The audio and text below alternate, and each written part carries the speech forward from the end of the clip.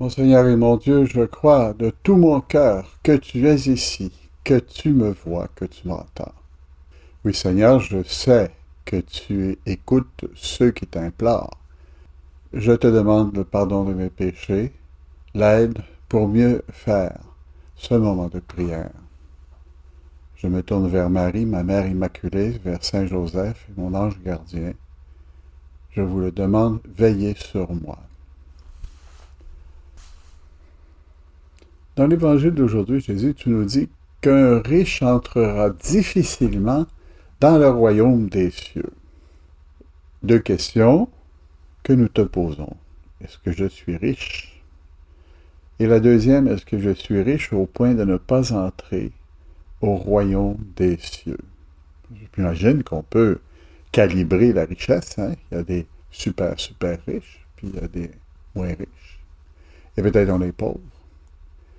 Qu'est-ce que tu veux dire, Seigneur, par le mot riche? Tu fais une description dans l'Évangile en disant il est plus facile à un chameau de passer par le trou d'une aiguille qu'un riche, qu'à un riche d'entrer dans le royaume des cieux. Hmm. Si je comprends bien, tu me demandes de faire l'impossible. Or, à l'impossible, nul n'est tenu. Or, la façon dont tu me présentes les choses, c'est que je peux le faire. Et à la fin de l'Évangile, un petit peu après, les apôtres disent qui donc peut être sauvé? Et Jésus posa sur eux son regard et dit pour les hommes, c'est impossible. Pour Dieu, tout est possible. Hmm. Pour Dieu, tout est possible. C'est donc que, malgré nos richesses, nos attachements, c'est plus ça, souvent. Et pour certains d'entre nous, lorsque nous regardons notre vie, il ne s'agit pas vraiment de richesse, mais d'attachement. On n'a peut-être pas tant d'argent que ça. Souvent, les étudiants n'ont pas beaucoup d'argent. Mais on a comme un ordinateur, on a un téléphone mobile, ou comme on dit ici, un téléphone intelligent. Hein. Il pense presque pour nous, dans le fond. Hein. On a des choses, des, des souliers de soccer, l'équipement de baseball, enfin tout ça, on est très fiers. On est très bon pour aller faire du canot, tout ça. Bon, enfin, on a nos attachements, notre routine, les choses qu'on aime.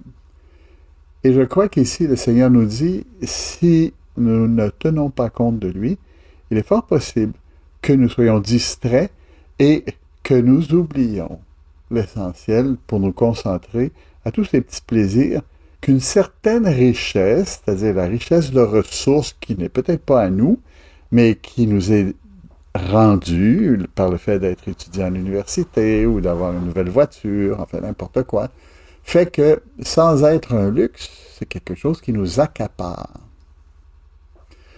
Je lisais, il y a quelques jours, un commentaire sur la vie de Saint François. Saint François d'Assise, si vous êtes allé à Assise, vous voyez quelle était sa pauvreté, c'est-à-dire qu'il n'y avait presque rien.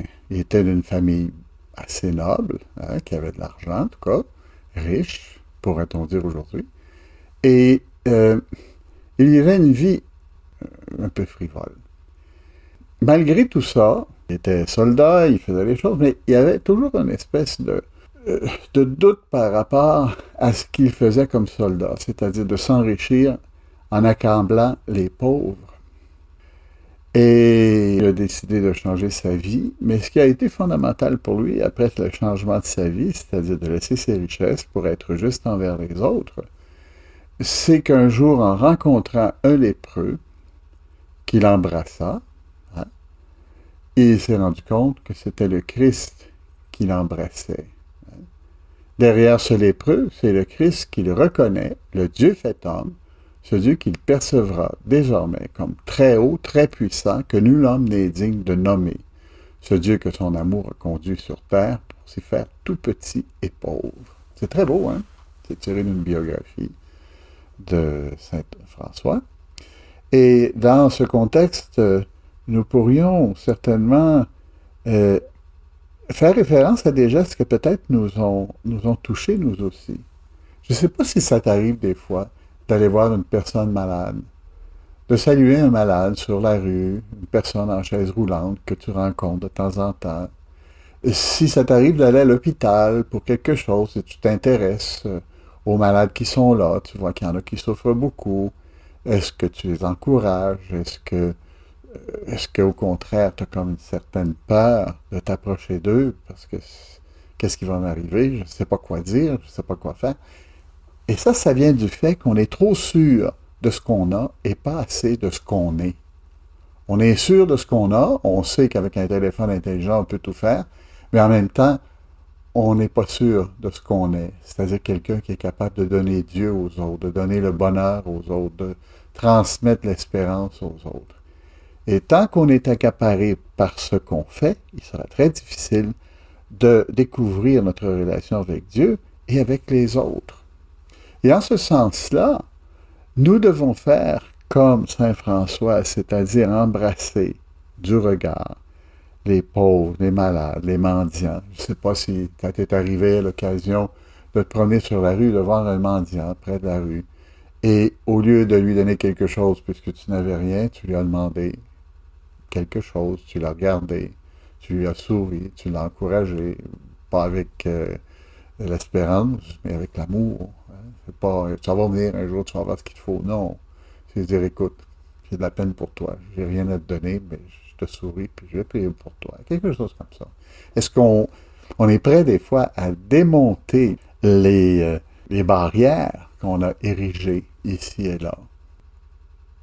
Notre joie est souvent le reflet de cette ouverture à Dieu. Lorsqu'on perd la joie et la paix, on devient des égoïstes. Je lisais une fable de La Fontaine il n'y a pas longtemps, je pense que j'en ai déjà parlé. Un savetier chantait du matin jusqu'au soir. C'était merveille de le voir, merveille de l'ouïr. Il faisait des passages plus content qu'aucun des 7 sages. Son voisin, au contraire, était cousu d'or, chantait peu, dormait moins encore. C'était un homme de finance. Vous voyez ici cette ironie de La Fontaine qui veut former le dauphin et lui faire comprendre que la simplicité vaut plus que toutes les richesses. Cet homme chantait, c'était merveille de l'ouïr. Hein? Il faisait des passages étaient comme des espèces de aïe, aïe, aïe, hein? Des gargarismes qui probablement avaient pour effet d'énerver davantage encore son voisin. Le savetier alors, en chantant, l'éveillait et le financier se plaignait. Hein? C'est fait avec beaucoup d'humour. Alors, l'histoire nous raconte que le savetier reçoit de son voisin, qui sait comment il va le faire taire, reçoit une somme, assez dérisoire en somme, mais qui était beaucoup plus que ce que lui était habitué d'avoir. Et on nous dit, prenez ces 100 écus, gardez-les avec soin pour vous en servir au besoin. Le savetier crut voir tout l'argent que la terre avait depuis plus de 100 ans produit pour l'usage des gens. Il retourne chez lui. Dans sa cave, il enserre l'argent et sa joie à la fois. Plus de chant, il perdit la voix du moment qu'il gagna, ce qui cause nos peines.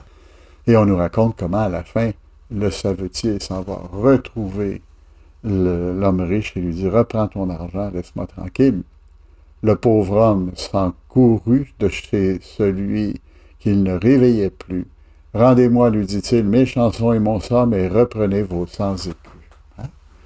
Sommes-nous prêts à retrouver notre joie lorsque les babioles, les affaires qu'on mène, les joies qu'on a, mais qui nous centrent sur nous-mêmes, les spectacles qu'on va voir, les voyages qu'on entreprend, qui sont finalement des gâteries qu'on se fait à soi sans penser à personne d'autre et qui peut-être obscurent notre vue, nous empêchent de voir le Seigneur dans l'autre et finalement de donner plutôt que de recevoir, de donner plutôt que de jouir.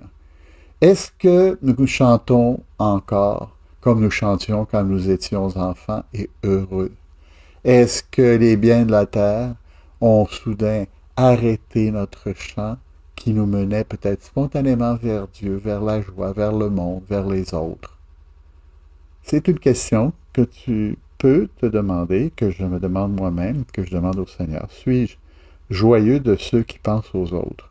Ou bien est-ce que ce que je possède me renferme dans une tour d'ivoire qui m'empêche de donner, de prier, de respecter et de rire?